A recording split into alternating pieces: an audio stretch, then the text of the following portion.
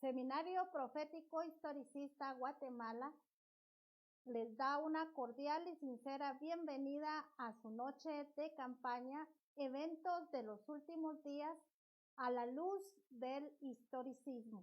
Es la cuarta noche que Dios nos permite llegar a sus hogares.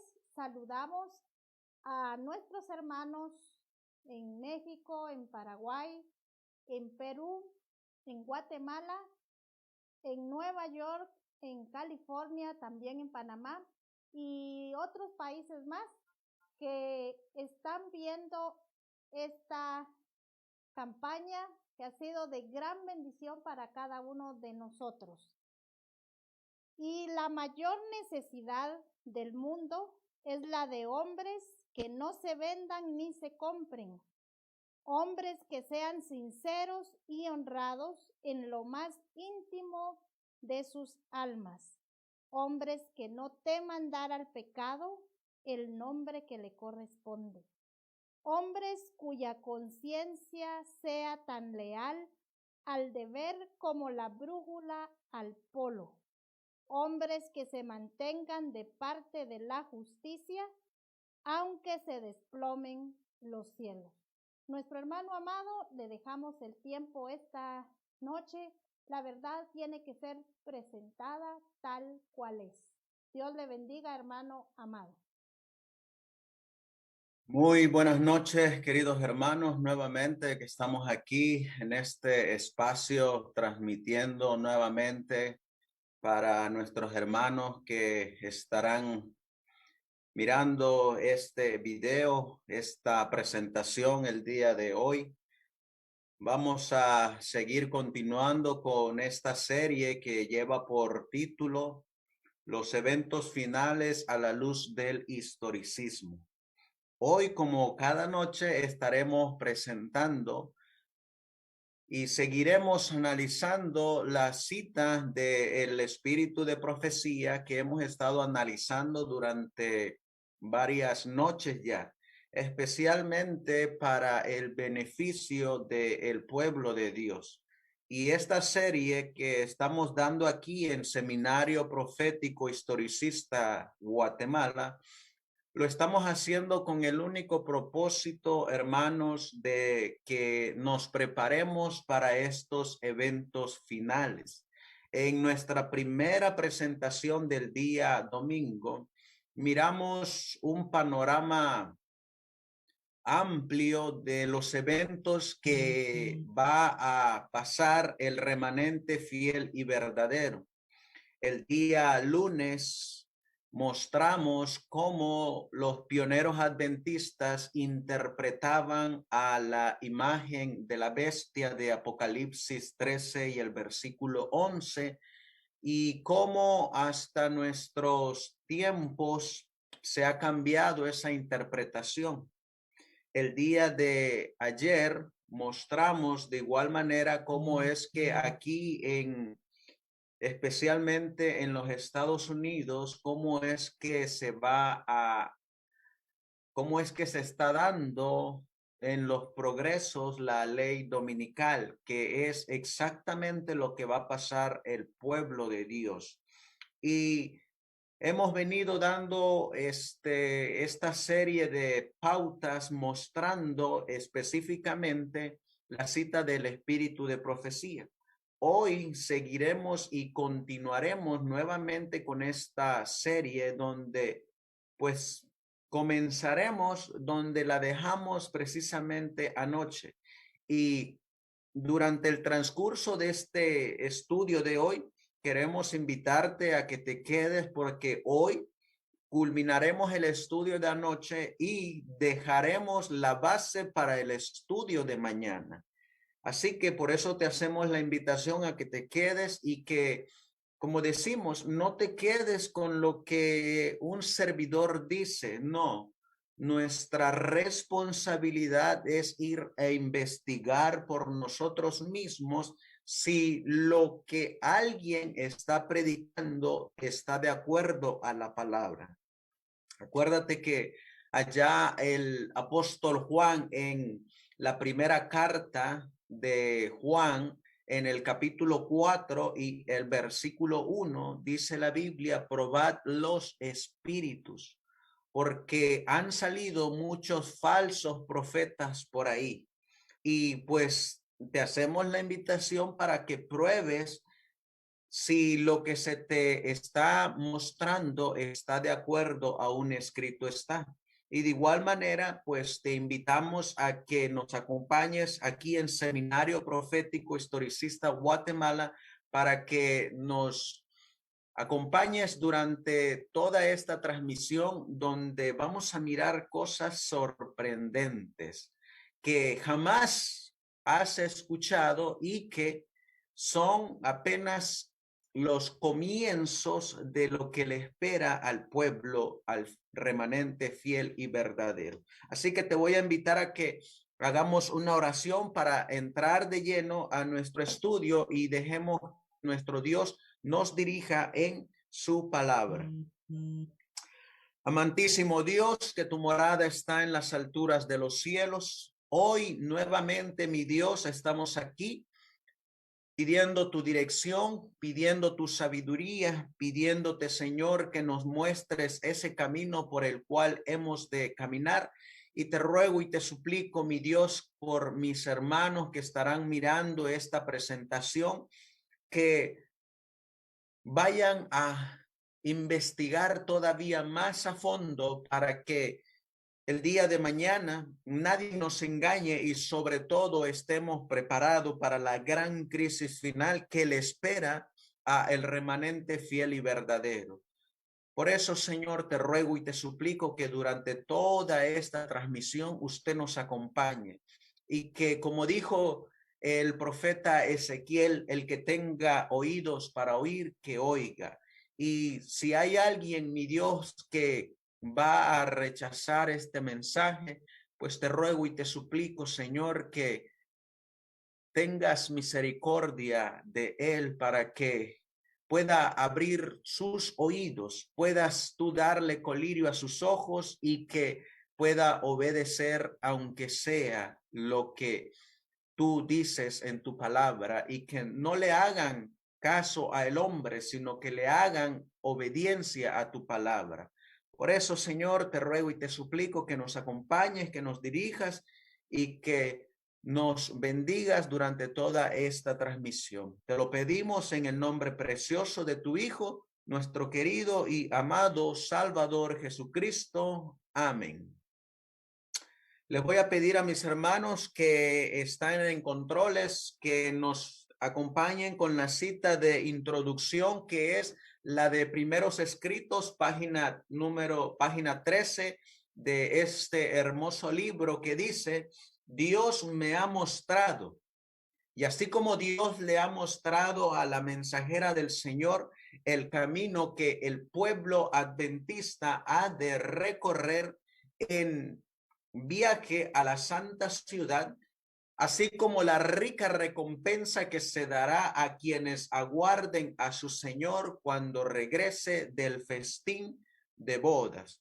Durante esta demostración que Dios le dio a la mensajera del Señor, a nosotros como remanente, nos dice el profeta Ezequiel en el capítulo 3, y leemos en el versículo 1, y dice: y me dijo, es decir, Dios, hijo de hombre, come lo que hayas, come este rollo y ve y habla a la casa de Israel. Y dice el profeta Ezequiel: y abrí mi boca y me hizo comer aquel rollo. Y me dijo: hijo de hombre, haz a tu vientre que coma y llena tus entrañas de este rollo que yo te doy. Y lo comí, y fue en mi boca dulce como la miel. Versículo 4 dice: y me dijo luego: hijo de hombre, ve y entra a la casa de Israel y habla a ellos con mis palabras, porque no eres enviado a pueblo de habla profunda ni de lengua difícil, sino a la casa de Israel. No a muchos pueblos de habla profunda, ni de lengua difícil. cuyas palabras no entiendas, y si a ellos te enviare, ellos te oirán. Aquí dice la Biblia que algunos van a oír. Algunos están poniendo atención a los temas que estamos presentando y algunos se van a preparar, mientras que otros ya se están preparando. Pero tristemente, la Biblia nos va a decir que también va a haber un grupo que no va a escuchar. Eso siempre ha sido así. Siempre hay algunos que escuchan y siempre hay algunos que van a rechazar. Y lo van a rechazar porque ya está escrito. Mira lo que dice el versículo 7. Mas la casa de Israel no te querrá oír. Por eso no me sorprende que la gran mayoría no acepta este mensaje aunque se les presenten las evidencias. Por eso la gran mayoría no quiere oír este mensaje y le huye al mensaje y le huyen porque la realidad de las cosas es que aman más los bienes de este mundo que separarse de los bienes de este mundo. Y dice el profeta Ezequiel, por revelación de Dios, y Dios mismo es el que le está diciendo a Ezequiel que no lo van a querer oír, aunque Ezequiel les muestre las evidencias. Por eso este mensaje que vamos a presentar hoy, muchos no lo van a oír, son pocos los que lo van a oír, pero como leímos en nuestro tema anterior de la mensajera del Señor, donde ella dice que Dios prefiere a 6 realmente convertidos que a 60 inconversos. Y así de igual manera, aquí en Ezequiel capítulo 3 dice la Biblia y el versículo 7, mas la casa de Israel no te querrá oír, porque no me quieren oír a mí, porque toda la casa de Israel son duros de frente y de corazón empedernido. He aquí, yo he hecho tu rostro fuerte contra los rostros de ellos y tu frente fuerte contra sus frentes. Como diamante más fuerte que el pedernal he hecho tu frente.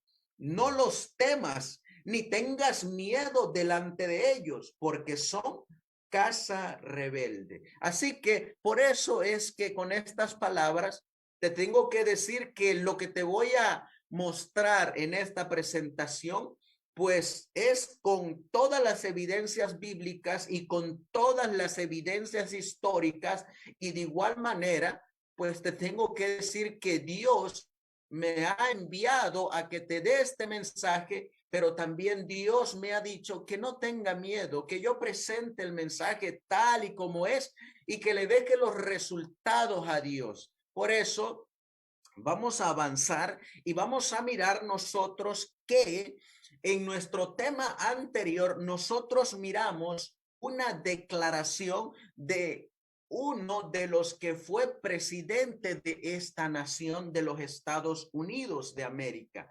Y en esa declaración vamos a encontrar el camino por el cual el pueblo adventista va a recorrer en este último tramo que está para llegar a la venida del Hijo de Dios.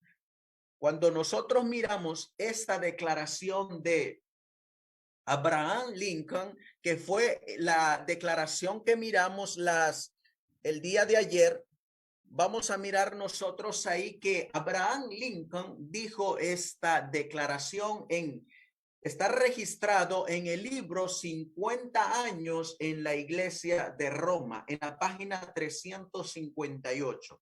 Y mira lo que él dijo. Dice aquí, desgraciadamente siento más y más cada día que no es solamente contra los americanos del sur contra quienes estoy luchando. Y viene la declaración ahora sobre la cual es, como miramos el día de ayer, el enemigo uno de los enemigos más acérrimos que va a tener y que tiene ahorita el remanente fiel y verdadero.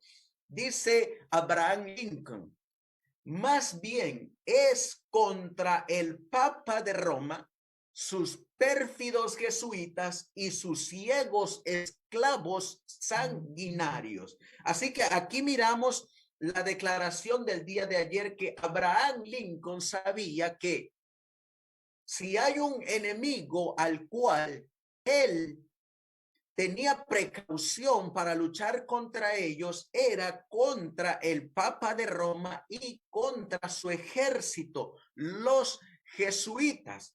Y vamos a mirar nosotros que estos grupos, tanto el papado como los jesuitas, van a tener un punto importante en la gran controversia que el remanente fiel y verdadero va a pasar durante este tiempo. Y vamos a mirar nosotros que la mensajera del Señor nos dijo en el libro de Spalding y Magan que la iglesia nominal y los adventistas nominales, al igual que Judas, nos traicionarían y nos entregarían a los católicos para obtener la influencia de ellos e ir en contra de la verdad. Es en esa pequeña frase que hoy nos vamos a centrar. ¿Cómo es que los adventistas nominales van a entregar al remanente fiel y verdadero? Yo siempre me he hecho esa pregunta. ¿Cómo es que el pueblo que una vez fue usado por Dios ahora va a entregar al remanente? ¿Cómo? De igual manera, como yo me preguntaba, ¿cómo es que en esta nación se va a repudiar su constitución y luego se va a implementar la ley dominical?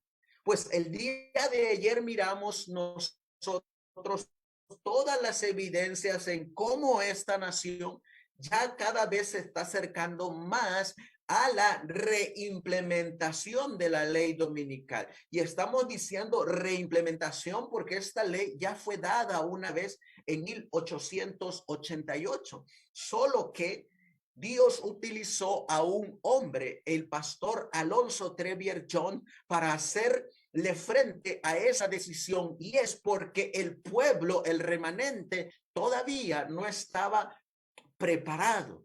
Y ahora, pero sin embargo, allá en 1888, el mismo pastor que hizo defensa de la libertad religiosa en 1893, en el sermón número 6 de los escritos de Alonzo Trevier Jones, ustedes van a encontrar que él declaró que la imagen de la bestia ya estaba formada.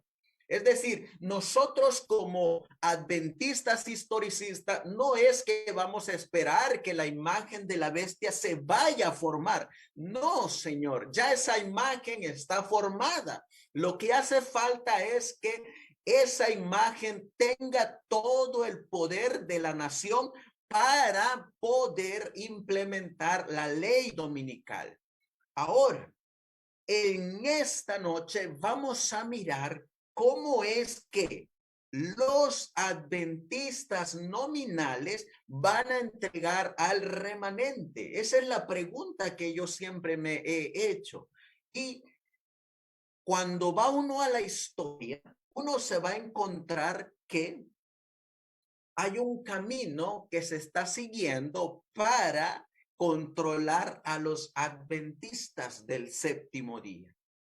Y eso es donde nos vamos a centrar, porque esta cita que tú estás mirando en tu pantalla es una cita inspirada y se tiene que cumplir al pie de la letra. Se va a cumplir al pie de la letra como se han cumplido todas las demás predicciones de la mensajera del Señor, y por supuesto se van a cumplir toda la palabra escrita de las Sagradas Escrituras. Y aquí la mensajera del Señor recibió una visión. Y esta visión es que dice, nos traicionarían y nos entregarían a los católicos. ¿Cómo es que eso va a ocurrir?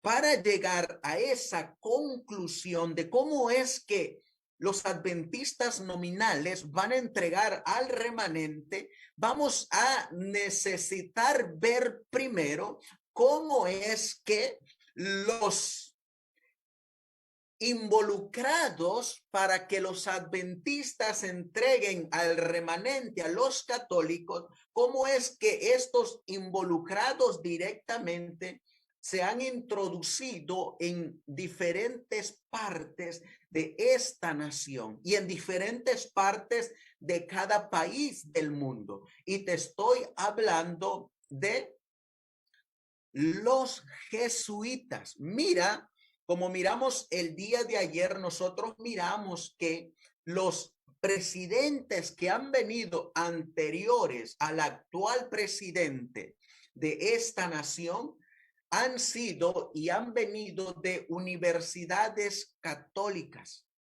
Y ellos traen en su mente el calendario dirigido de Roma. Y ellos tienen un plan maestro, un plan siniestro. Pero da la casualidad que todos los presidentes anteriores al que está actual ahorita en este 2020 han venido de universidades jesuitas. Y para que nosotros comprendamos cómo es que los adventistas van a entregar a el remanente fiel y verdadero, necesitamos mirar cómo los jesuitas se han introducido en esta nación, porque miramos nosotros que los católicos, como dice Spalding y Magan, página 5, le entregarán el poder a los protestantes y los protestantes obrarán como su madre obró en el pasado. Así que en estos primeros minutos de esta presentación vamos a mirar cómo es que los jesuitas entraron a esta nación. Para eso necesitamos remontarnos a el inicio de esta nación. Y mira lo que vas a mirar en tu pantalla ahora. Ahí tú tienes en tu pantalla los comienzos de esta nación. ¿Y qué es lo que tú miras ahí en tu pantalla? Tú ahí miras las 13 primeras colonias de esta nación de los Estados Unidos de Norteamérica. Y ahora lo que vamos a mirar es cómo es que estos jesuitas entraron a esta nación y cómo es que ellos han llegado al poder de esta nación y cómo es que ahora los cuales perseguían en la Edad Media, ahora están gobernando esta nación. Y mira cómo es que entraron los jesuitas a esta nación. Primero, ahí miras tú en tu pantalla al lado derecho las 13 colonias con las cuales se empezó a poblar la nación de los Estados Unidos. La primera que tú miras ahí a tu lado derecho es New Hampshire. La segunda, Massachusetts. La tercera, Rhode Island. La cuarta, Connecticut. La quinta, Nueva York. La sexta, Nueva Jersey. La séptima, Pensilvania. La octava, Delaware. La novena, Maryland. La décima, Virginia. La onceava, Carolina del Norte. La doceava, Carolina del Sur. Y la 13ª, Georgia. Ahí están las 13 colonias de los Estados Unidos de Norteamérica. Tú miras a tu lado izquierdo un párrafo. Y este párrafo tú está registrado en la historia de esta nación. Y en la historia de esta nación, que también está registrada en la enciclopedia a la cual todos tenemos acceso, que tú puedes ir y verificar si la historia que se te va a contar aquí está de acuerdo a la historia de los Estados Unidos. Y esa es la enciclopedia de Wikipedia. Y mira lo que dice la enciclopedia. Dice aquí: la situación de la Iglesia Católica en las 13 colonias se caracterizó por una extensa persecución religiosa proveniente de las sectas protestantes, que apenas permitían la tolerancia religiosa a los católicos residentes en territorio estadounidense. Así que estamos mirando que ya de entrada aquí dicen que los que eran perseguidos eran los católicos, pero vamos y estamos mirando que los que venían de Europa y llegaron a esta nación, vinieron porque allá en Europa estaba la persecución papal de los 1260 años, lo que se le conoce en el catolicismo como la Santa Inquisición, donde ellos perseguían a los cristianos. Pues cuando llegaron esos cristianos en el Mayflower y llegaron a los Estados Unidos, tú miras a tu lado derecho que ellos llegaron por el lado de donde llegaban los barcos, y es así como llegaron a las 13 primeras colonias de los Estados Unidos de Norteamérica. Y fíjate que ahí aparece donde dice que la Iglesia Católica en las 13 colonias se caracterizó por una extensa persecución religiosa proveniente de las sectas protestantes. Así era como se les llamaba antes a las iglesias que diferían con la Iglesia Católica Apostólica Romana. Se les llamaban sectas protestantes. Si nosotros seguimos avanzando, vamos a mirar ahora que nos dice la historia: el anticatolicismo estadounidense tiene sus orígenes en la Reforma.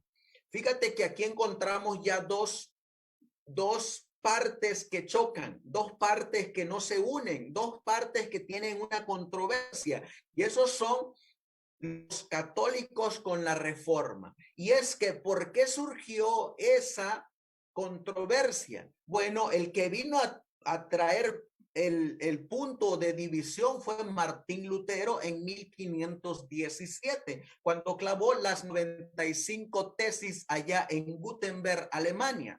Ahora, dice aquí que el anticatolicismo estadounidense tiene sus orígenes en la Reforma. Y tú miras ahí entonces que al principio, aquí en los Estados Unidos, había un anticatolicismo, pero hay una razón por qué es que los pioneros que llegaron a estas 13 colonias eran anticatólicos. Y la razón es que ellos venían huyendo de esa religión de Europa que había tomado el control allá. Por eso ellos eran anticatólicos, porque ellos venían buscando una tierra que les diera libertad, especialmente de ese sistema, del sistema papal. Y cuando ellos llegaron a los Estados Unidos, pues ellos venían huyendo de esa persecución y venían buscando lo que hoy se conoce como la tierra de la libertad. Y llegaron a estas 13 colonias, y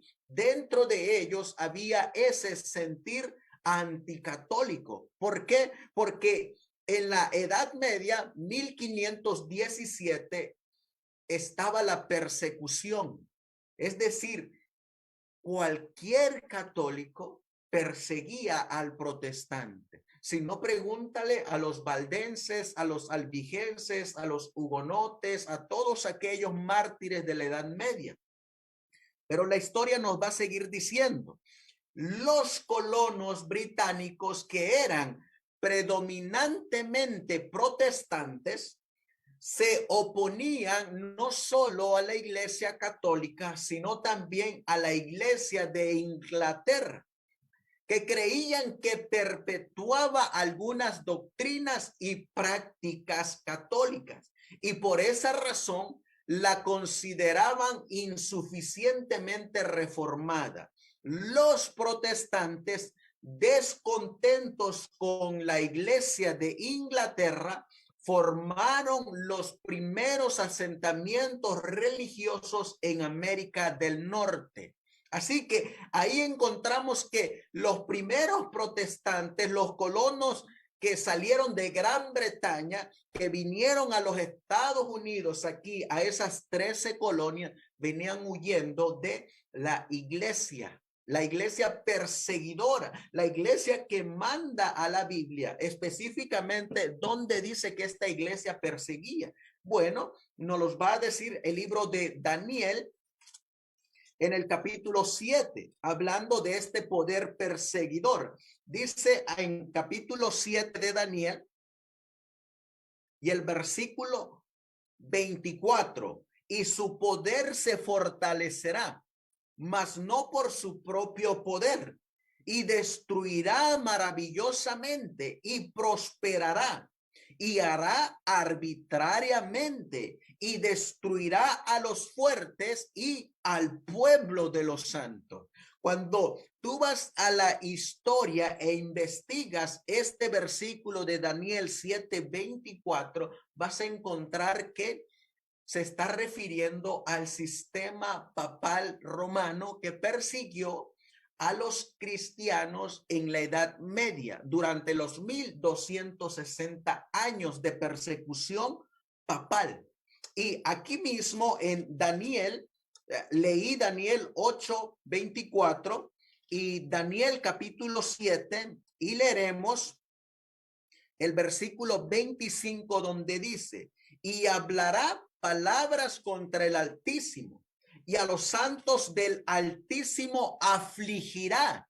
Aquí nos vuelve a decir que este poder iba a afligir a los santos del Altísimo, y pensará en mudar los tiempos y la ley, y serán entregados, es decir, el pueblo santo va a ser entregado, el pueblo santo va a ser afligido, y serán entregados en su mano hasta un tiempo y tiempos y el medio de un tiempo. Es decir, los cristianos iban a ser perseguidos por este poder romano papal, y se cumplió en la profecía. Por eso los que venían huyendo de Europa venían con ese sentir anticatólico. ¿Por qué? Porque ellos venían buscando una tierra de libertad en esta nación, y llegaron a las 13 colonias de aquí, de Norteamérica. Sin embargo, mira lo que sigue diciendo la historia. Ahora vamos a encontrar aquí que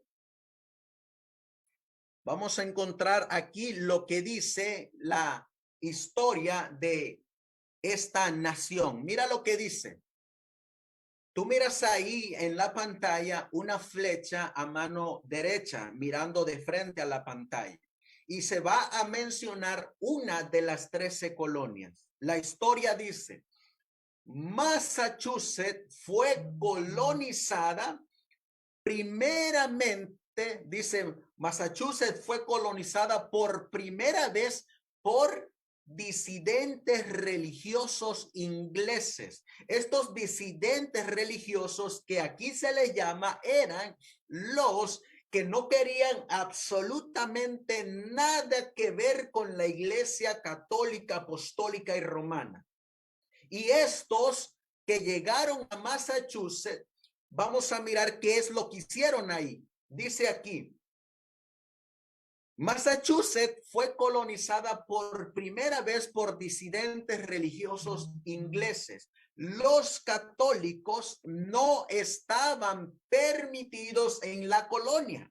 Es decir, en Massachusetts tenían prohibido entrar los católicos. Y luego sigue diciendo, los católicos evitaron Massachusetts durante el periodo colonial después de que las leyes aprobadas en 1647 y 1700 prohibieran a los sacerdotes católicos residir en la colonia bajo pena de prisión y ejecución. Si te das cuenta ahí, Massachusetts no quería saber nada de la iglesia apostólica romana, la católica, porque ellos bien sabían lo que había detrás de lo que ellos venían huyendo, y ellos estaban buscando una tierra de libertad, donde cesara la persecución, donde cesara la matanza que este grupo había causado. Y si te das cuenta, aquí dice que a los que se les prohibía la entrada era a los sacerdotes católicos. La pregunta es, ¿por qué ahí se les prohibía la entrada a ellos? Sin embargo, vamos a mirar ahorita en la historia de esta nación, cómo es que se fueron cada vez más adueñando de aquí. Y vamos a ver cómo es que fueron adquiriendo cada vez más poder. Ahora, en los siguientes slides que vamos a presentar, queremos dejar bien en claro, nosotros no somos anticatólicos. Nosotros tenemos familia católica.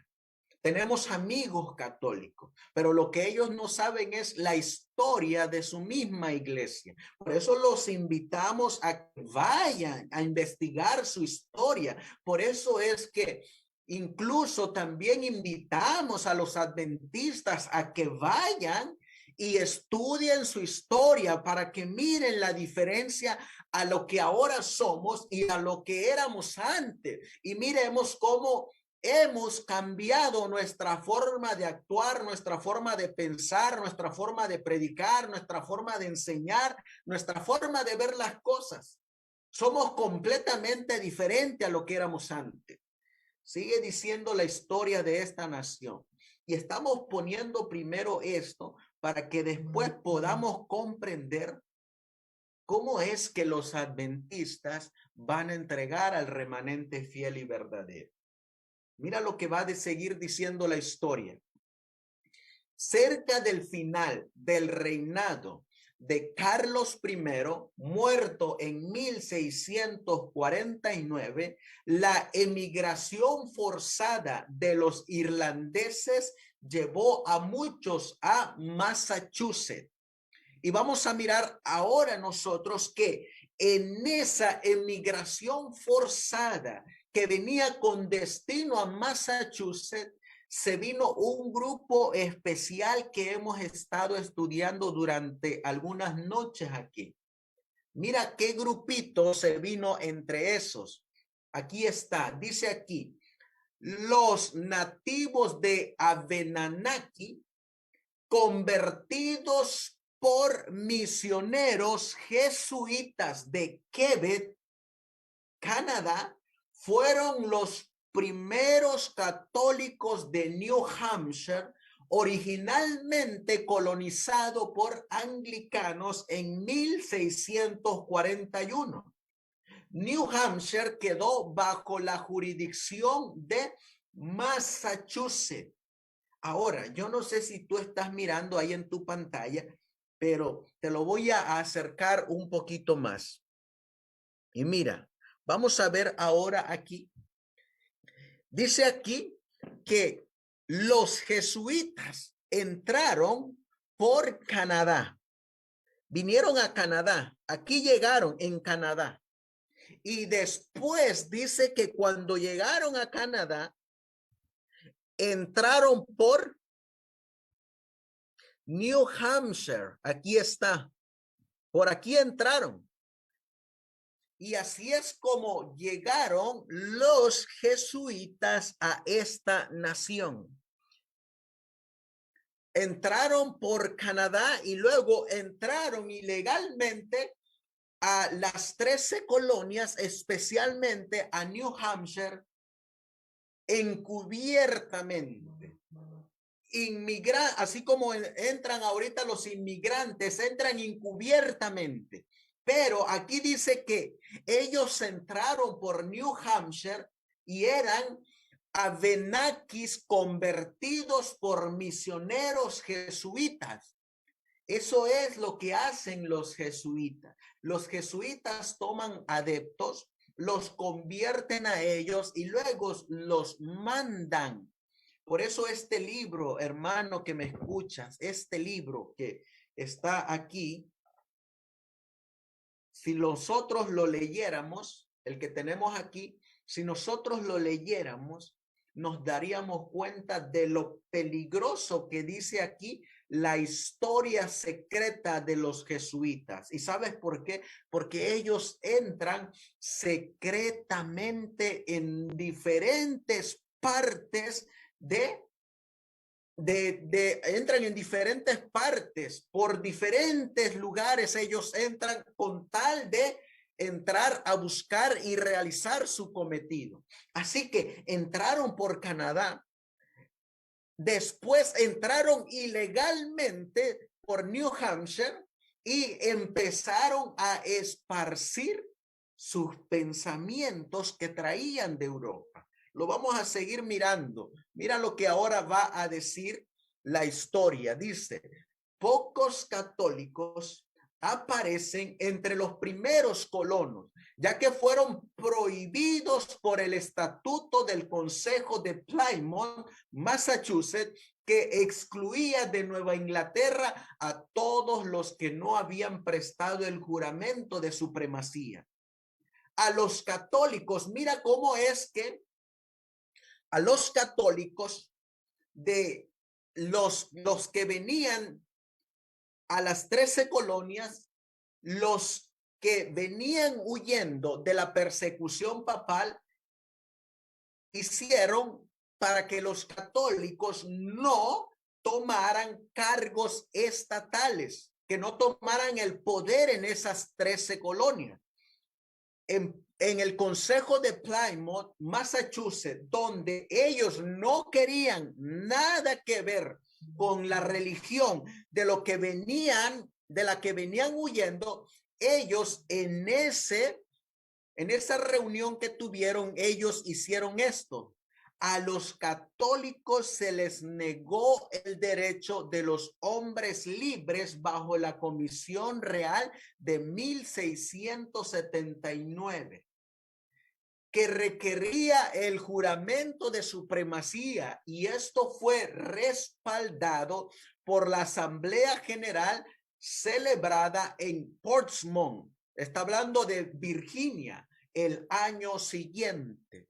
Así que cuando venían los inmigrantes jesuitas de Europa a esta nación, en esta nación, en las 13 primeras colonias, se les prohibió el tomar votos para dirigir las colonias.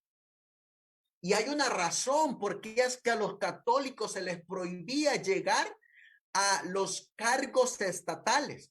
Y es que los reformadores protestantes que venían de Europa y llegaron a esta nación, ellos conocían muy bien el por qué venían huyendo y el por qué debían de temerle a este grupo de los jesuitas. Mira lo que sigue diciendo la historia. Y en 1696 se impulsó al pueblo a un juramento de prueba bajo pena de multa o encarcelamiento. La proscripción de los católicos continuó bajo la Constitución estatal, incluso después de la adopción de la Constitución federal. Por eso es que al pueblo se le impuso una multa donde cualquier católico que quisiera ascender a un cargo político no podía. Y eso era al comienzo, cuando los pioneros de esta nación estaban buscando una tierra de libertad. Mira lo que sigue diciendo la historia. Ahora nos vamos a ir directamente a Virginia, una de las primeras 13 colonias. Dice, en 1624, Virginia se convirtió en colonia de la corona debido al establecimiento de la iglesia inglesa. Se mostró hostilidad hacia los seguidores de otras creencias y hacia los católicos en particular. El señor Baltimore intentó en vano plantar una colonia católica en Virginia. Y eso está registrado en 1629 a 1630. Dice, se promulgó una legislación estricta contra los católicos. Y esto está hablando de Virginia. Allá en los comienzos de las primeras 13 colonias se dio un decreto en contra de los católicos, donde dice, un decreto declaró que los seguidores del Papa serían multados con 1,000 libras de tabaco si intentaban ocupar el cargo, cargos estatales, cargos dirigentes. Al año siguiente, a todos los sacerdotes se les dio 5 días para dejar la colonia. Así como lo oyen, ellos le tenían tanto pavor o precaución que preferían de lejos a los jesuitas católicos. Y ellos sabían por qué. Ahora, vamos a mirar nosotros otro registro que dice aquí. Los registros del condado de Norfolk en 1687 muestran que los padres Edmonds y Raymond fueron arrestados. Está hablando de sacerdotes católicos. En 1699 se privó a los católicos de su derecho al voto. Y más tarde se impuso una multa de 500 libras de tabaco a los infractores de la ley. ¿Te das cuenta hasta ahorita cómo es que en el pasado, cuando apenas estaban comenzando las 13 colonias, los verdaderos protestantes que venían huyendo no querían que esta nación fuera gobernada por católicos o por jesuitas? ¿Cuán diferente es hoy en día a cómo está la situación? Jamás pensaron estos que vinieron a plantarse aquí, a esta tierra de libertad, que pasarían los años en que esta nación, que un día fue protestante, porque ya no lo es más, ya nadie protesta. Lo que un día fue esta nación, ahorita ya no lo es. Y es una triste realidad, porque lo tengo que decir. Ezequiel capítulo 3 me acaba de decir, cómete este rollo y diles a mi pueblo lo que yo te muestro. Aún los ciudadanos americanos ni siquiera saben nada de su historia. Ni siquiera saben nada de sus pioneros, ni siquiera saben nada de la reforma, ni siquiera saben nada de lo que significa la palabra protestante. De igual manera, así están hoy en día, tristemente, muchos adventistas que ni siquiera saben nada de su historia, no saben nada de los pioneros adventistas, no saben nada de cómo surgió esta iglesia y cómo es que Dios al principio dirigió esta iglesia y cómo es que esta iglesia era protestante. Ahora ya tampoco la iglesia es protestante. Ha dejado de predicar el mensaje de los 3 ángeles, lo que nos hace ser protestantes. Y es una realidad. Porque así como muchos ciudadanos americanos ni siquiera saben ya su historia, de igual manera muchos adventistas tampoco saben su historia.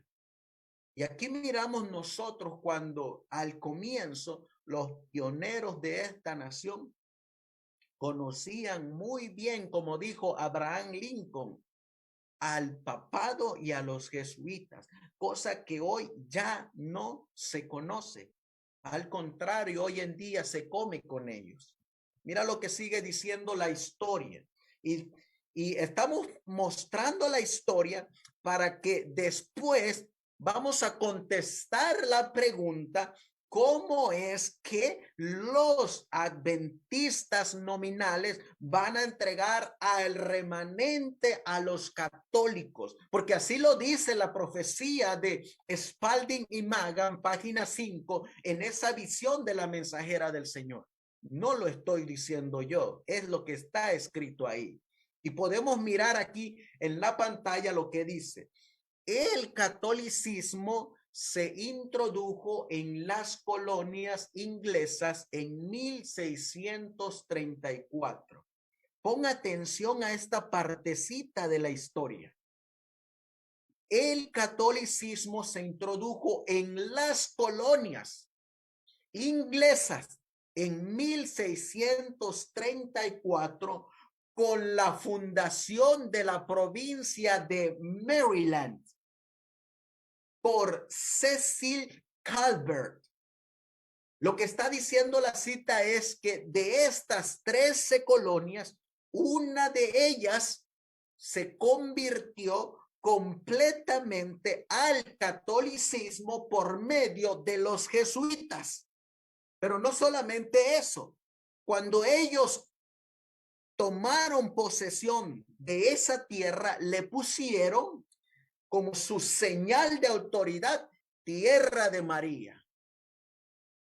Y ahí quedó plasmado hasta el día de hoy como evidencia, porque todavía hasta el día de hoy existe en Maryland como señal de historia, como punto de referencia de historia. Y aquí dice: el catolicismo se introdujo en las colonias inglesas en 1634 con la fundación de la provincia de Maryland por Cecil Calvert, segundo barón de Baltimore, sobre la base de una carta otorgada a su padre George Calvert, primer barón de Baltimore.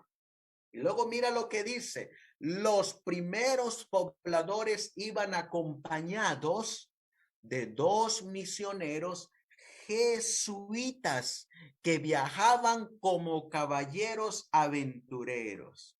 Así que, ¿cuál es esa orden que está detrás de todo este movimiento dominical?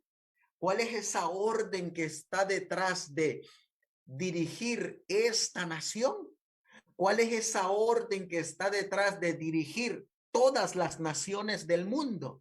¿Cuál es esa orden que está detrás para regresarle el poder completo a la Iglesia Católica, Apostólica y Romana? Ahí lo tienes, a los jesuitas, porque trabajan de una manera tan secreta que solamente aquellos que estudian sus pasos, sus facciones, sus movimientos, saben discernir quién es un jesuita y quién no es un jesuita. Son tan maestros que pueden engañar aún a los escogidos. Pero gracias a Dios que Dios dejó profeta en medio de su pueblo. Y gracias a ese profeta, los fieles hijos de Dios no van a ser engañados. Sin embargo, en ese camino que vamos a correr hacia la Nueva Jerusalén, vamos a enfrentarnos con ellos. Sí, porque así está escrito en la Biblia. Es un camino de batalla, es un camino de guerra. Y mira lo que sigue diciendo la historia. Nosotros leímos ayer esta cita en cómo es que los jesuitas entraron a esta nación y tomaron posición en una parte de esta tierra para después esparcirse por toda la nación de los Estados Unidos.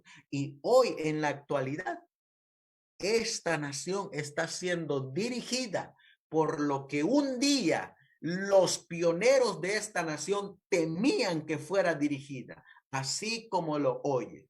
Dice aquí en esta investigación que se hace, la fe católica en los Estados Unidos se extendió primero a través del trabajo misionero, tales como los jesuitas, Isaac Howes, Jacques Marquette y Eusebio Quino en el siglo XVI. Es exactamente lo mismo que acabamos de mirar en las citas anteriores.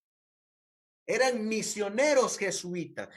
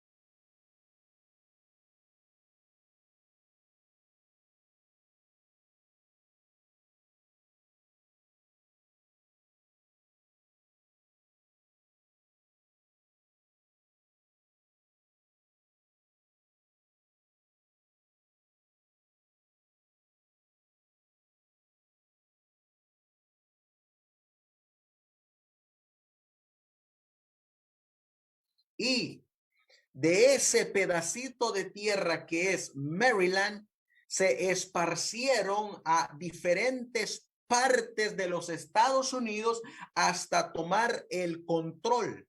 Ahora, vamos a mirar nosotros que, como estábamos diciendo antes de que se tuviéramos problemas aquí con la transmisión, como en Europa, a los jesuitas solamente les fue necesario que le dieran un pedacito de Italia para tomar el control de Europa. Ahora, aquí sigue diciendo la cita, la educación católica en los Estados Unidos se remonta por lo menos a los 1606, cuando los franciscanos abrieron una escuela en lo que hoy es San Agustín, en la Florida, más al norte y un poco más tarde. Los jesuitas instruyeron a estudiantes nativos estadounidenses dedicados como Cateri. Así que ahí encontramos entonces que para que los jesuitas pudieran llegar al poder, ellos tenían que hacer escuelas, ellos tenían que educar a sus maestros, ellos tenían que ir preparando a sus líderes. Así de igual manera, hoy en la actualidad llegaron a crear escuelas jesuitas para que tomaran el control de esta nación. Vamos a mirar ahora nosotros otra parte de la historia y mira lo que dice aquí.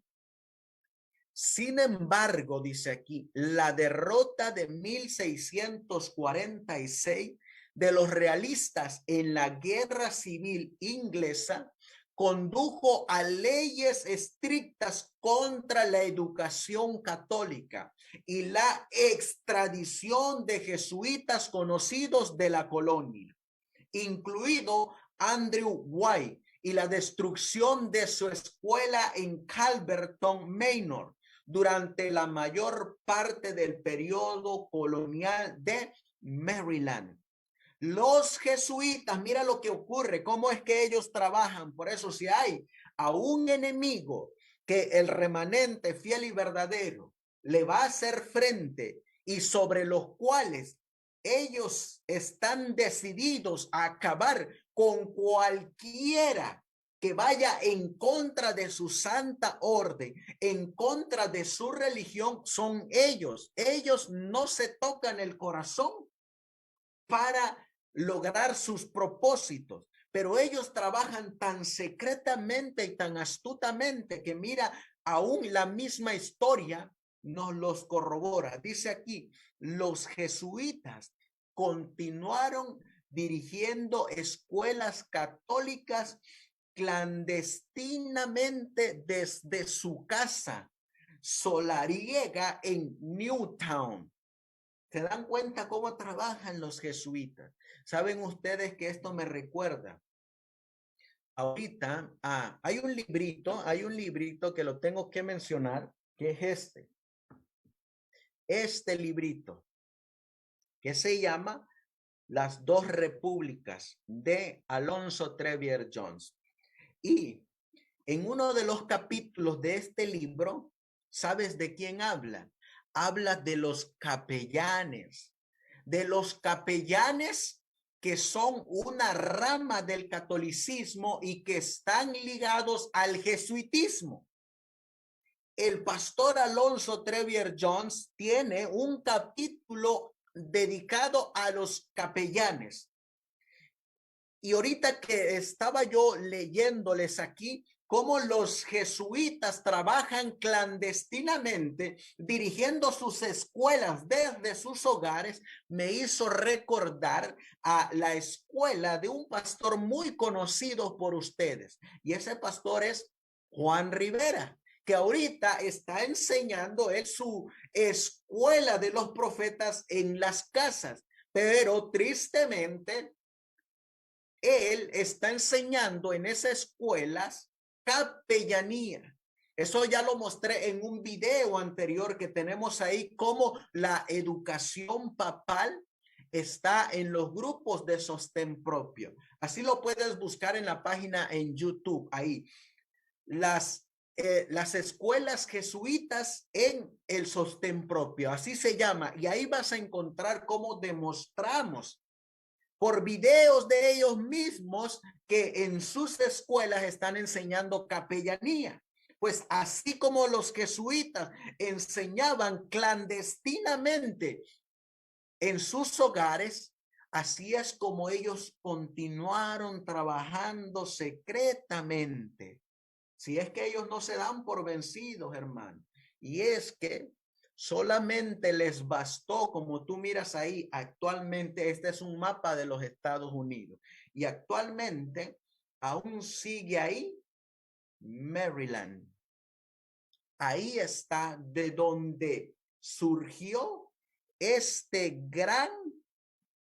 este grupo que es el que a la actualidad ha llegado a dirigir a los Estados Unidos.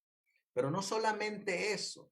Ahora, después de haber mirado toda esta historia, cómo es que los jesuitas católicos entraron encubiertamente a esta nación de los Estados Unidos y han tomado el control a tal grado que jamás de los jamases los pioneros de esta nación se imaginaron lo que hoy en la actualidad está ocurriendo en el gobierno de esta nación. Y es que hay 5 jueces católicos, el presidente de la Cámara de Representantes de los Estados Unidos, católica, el presidente de esta nación, católico, el doctor de esta nación, católico. Pero ¿sabes algo? Ahora vamos a contestar, después de haber mirado todo este preámbulo de cómo es que les bastó solamente un pedacito de tierra para conquistar esta nación. Así de igual manera, vamos ahora a contestar cómo es que la cita de Spalding y Magan de este libro, Spalding y Magan, se va a cumplir. Cómo los adventistas nominales van a entregar al remanente fiel y verdadero. Ahora sí, si hasta ahorita ya miramos cómo ellos entraron, ahora vamos a mirar De igual manera, ¿quiénes son los que tienen que dirigir a la iglesia adventista para que entreguen al remanente fiel y verdadero? ¿Y dónde crees tú que va a empezar la historia? Exactamente ahí, en Maryland, ahí vamos a empezar. ¿Cómo es que llegaron ese mismo grupito a dirigir la iglesia adventista del séptimo día? Y aquí vas a mirar ahora. Aquí es donde muchos van a correr. Aquí es donde muchos ya no les va a gustar. Aquí es donde muchos se les va a tapar el oído, se le van a cerrar los ojos y se le va a cerrar la boca. Aquí. ¿Por qué? Porque aquí es donde se va a cumplir Ezequiel capítulo 3. Tú diles a mi pueblo, algunos te van a oír, otros no te van a oír porque son duros de servicio. Pero sin embargo, tú les tienes que hablar, tú les tienes que decir. Y es aquí donde entra el profeta Ezequiel que dice, cava en la pared y mira las grandes abominaciones que se hacen en medio de ellos. Pues exactamente en esa tierra de Maryland, tierra de María, está nada más y nada menos que lo que tú miras ahora en tu pantalla. Ahí está la sede central de la Iglesia Adventista del Séptimo Día, en Maryland. Ahí donde llegaron los jesuitas para tomar el control de esta nación. Precisamente ahí decidieron colocar la Conferencia General de los Adventistas del Séptimo Día. Y ahí donde tú estás mirando en la pantalla es una publicación de La Voz de la Esperanza. Ahí está el artículo que ellos mismos han publicado. ¿En dónde? ¿En qué partecita del mundo? Ahí en Maryland, en tierra de María. Y esa tierra de Maryland, ¿quiénes son los que tomaron posesión cuando se estaban formando las 13 colonias? Los jesuitas. Ahora, ahí estás mirando los edificios de la sede central de la Corporación Adventista del Séptimo Día. ¿Sabes tú que hay una declaración en un escrito donde, aparte de la Biblia de Ezequiel capítulo 8, mira lo que dice Ezequiel capítulo 8 primeramente? Y vamos a leer lo que dice Ezequiel capítulo 8. Porque cuando estaba yo mirando esa imagen de la sede central de la Iglesia Adventista Corporation, y estaba yo mirando cómo ese sol sale, se me vino a la mente la cita de que está escrito en un artículo donde se menciona que hay 25 varones que son aproximadamente los que dirigen el control de la conferencia general en Silver Spring, Maryland.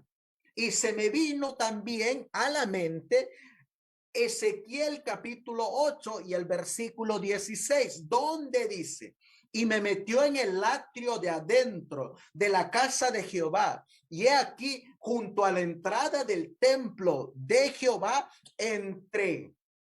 dice aquí, entre la entrada y el altar, como 25 varones, y sus espaldas vueltas al templo de Jehová y sus rostros hacia el oriente, y adoraban al sol postrándose hacia el oriente. Cuando yo estaba mirando esa foto dije, Señor mío y Dios mío, ¿será acaso posible que esa sede central